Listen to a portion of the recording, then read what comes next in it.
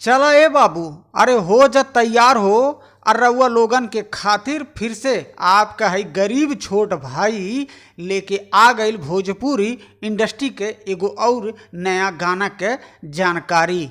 तो पहले ही हम बता देती कि उ आदमी न सुनी ई गनवा के जौने के गर्लफ्रेंड के शादी हो जाइए है लगन में।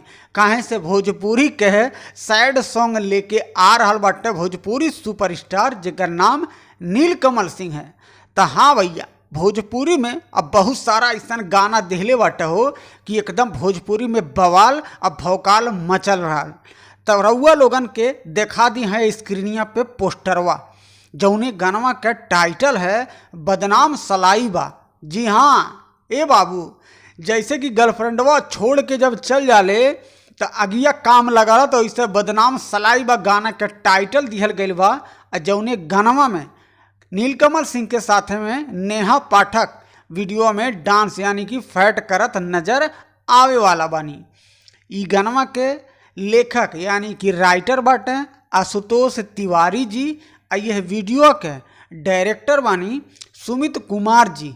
और ई गानवा में म्यूजिक देले बाटे अपन भाई जौन है बड़े भाई आशीष वर्मा जी।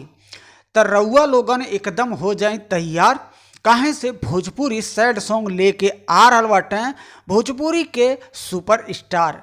ई गनवा के फिलहाल के लिए कमिंग सून में रखल गईल बा। अब बहुत जल्द रउआ लोगन के बता देवें कि गनवा कब और कौन से चैनलवा से लॉन्च होखे वाला बा।